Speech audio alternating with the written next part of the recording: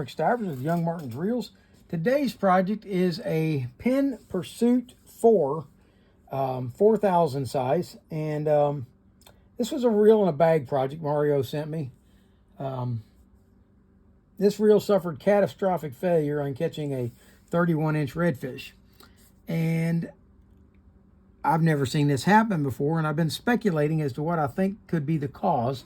But he said they were trying to bring in a 31-inch redfish out of Calavera, or Bronick, I think they actually were. And about halfway through the fight, the reel let go on them, and they had to hand crank it in the rest of the way by pulling in the line by hand. If you look, you will see what failed in this reel.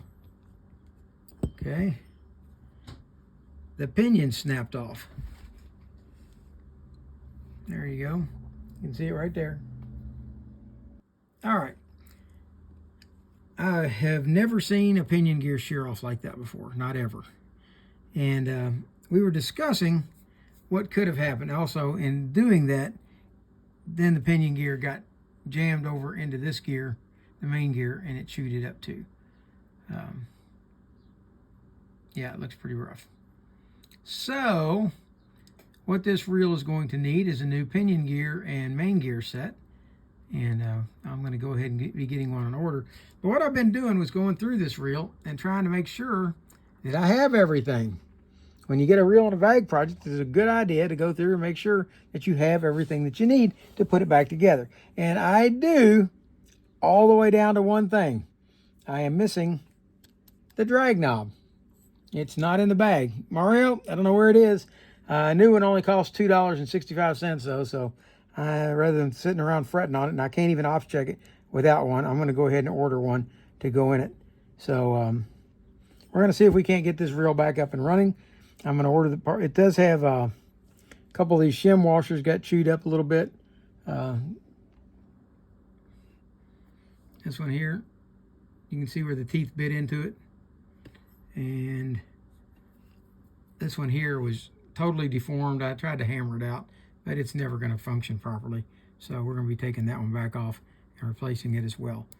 So I will be replacing those two shim washers, and we will, and two gears, two shim washers, and a top cap. Now, what on earth could have caused this to happen? This is all speculation on my part. I have used this size reel to catch plenty of nice redfish. I don't think the size of the fish was what caused the problem.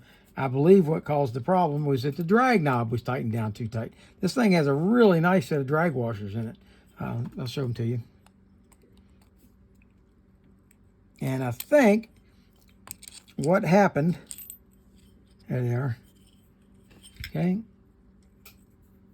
Very nice drag washers they've got in this Penn Fierce 4. And I believe that what happened was they cranked the knob down too much, and when that big fish went to take a run, something had to give. Because the drag couldn't give because it was too tight. I can't prove that because it was already taken apart when I got it. But I really think that's probably what happened here. I think the drag knob was tightened down too tight, and when he got a big fish on, the big fish said, I'm going this way, and the pinion gear said, well, I'm going to go the other way, and that was the end of it.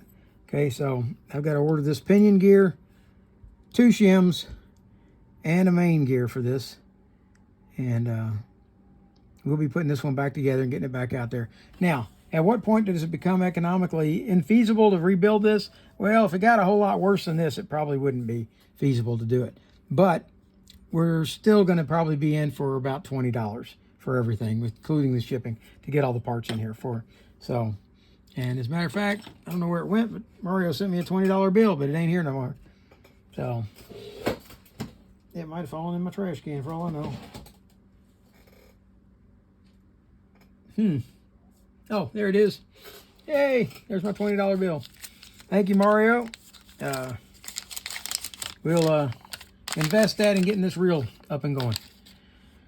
So, but I did go through the schematics. and made sure that I had all the other parts, and I do. And I printed up the schematics off of mysticparts.com, and they had everything listed.